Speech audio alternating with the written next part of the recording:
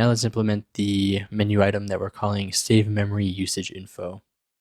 We'll call this function show save dialog. We'll pass the browser window as the first parameter, and we'll call dialog.showSaveDialog. And we pass the browser window there as the first parameter.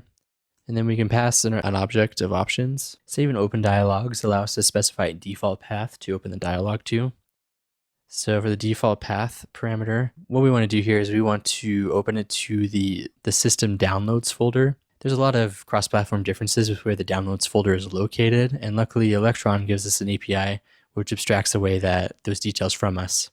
So we're going to call app.getPath downloads. And then because we're saving a file, we want to pass a default file name. So what we're going to do is we'll call path.join, and then we'll pass our file name here, which we'll call memoryinfo.txt. There's additional options that you can pass for the save dialog. I'll let you refer to the Electron documentation to see all of the possibilities.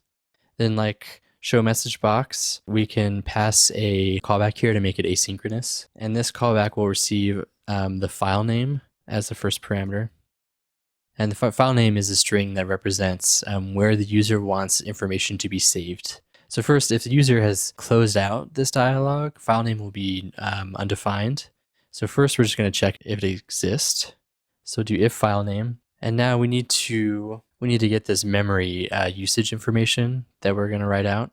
So we'll set up a constant here, meminfo. And on the process object, Electron has added a function called getProcessMemoryInfo. And this is just a function that returns an object with some memory usage stats for our current process. So we want to convert this to a string. So we'll just do JSON stringify. Okay, now we need to write out this meminfo to the location that the user has chosen. So we'll call fs_write_file. We'll do the file name for the location. This is the information we want to write. We'll write it out as a UTF-8 string. And then for our callback, we need to catch this error. So if the user tries to save a file to a location that they don't have access to, we'll get an error. To handle that, we'll check if there's an error. And if there's an error, we'll show a dialog. So we'll call the show error box. The show error box function just takes two strings. So the first one is the title. We'll just say save failed. And then for the body of that error box, we'll just pass the error message that Node.js returns. Okay, let's export this here now. And we'll import it here in our main menu.js. We'll call it right here, and we'll pass our main window to it. And let's run npm start to try it out. Okay, so let's save memory usage info. This is our open dialog that came up. We have our default, this is our default path, the downloads folder.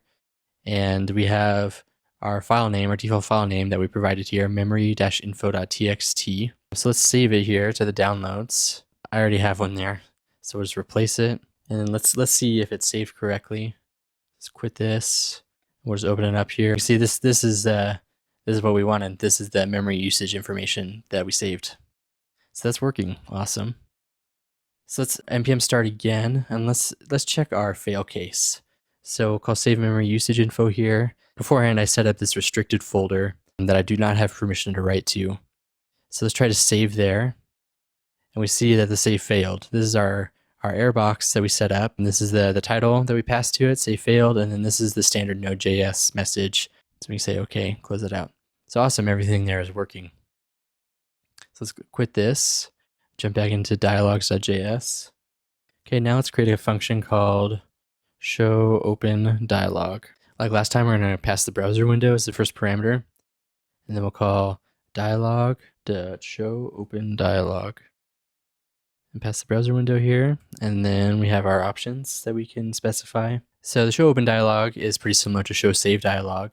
So we can specify our default path here again. So we're going to do app.getPath downloads. And show open dialog also allows you to sort of define constraints on what kind of files can be opened. So that is called filters. And that is going to be an array of objects. First, we name it. We only want the user to be able to open text files. So that just basically so that we can open our memory info.txt again. This isn't going to show up on Mac OS, but this is visible to the user on Windows. And then we pass an extensions here, and this is going to be an array of strings. That'll just be the file extension, which is txt. And then also, like last time, we'll pass a callback.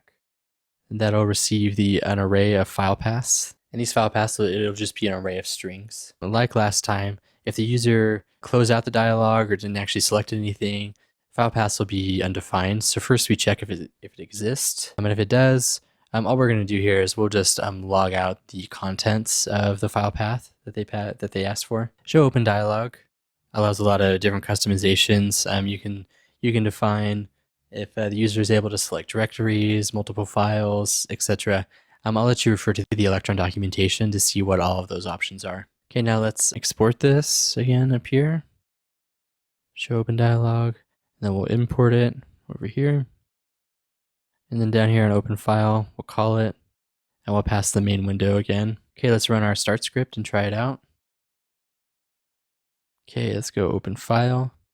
We can see here's our dialog opening. It's opening to the download folders like we told it to. And we can see there's a lot of different file types in here, and they're all grayed out. But our memory info.txt is one that's selectable. So we can see that filter is working. So let's open that, and we can see over here in our console that it's getting logged out. It's a little hard to read, but that's what we saved beforehand. And this is the file path array that's getting logged out. Okay, and just to demonstrate what these dialogs look like in Windows, because there's a lot of minor cross-platform differences. This is our same application running in Windows 10. Let's look at the save memory usage info. So this opens a dialog that looks a little bit different, but basically functions the same here. And then let's do open file. For the filters that we defined, the name that we defined shows up right here alongside of the extension that we defined. Whereas Mac OS, that's all hidden.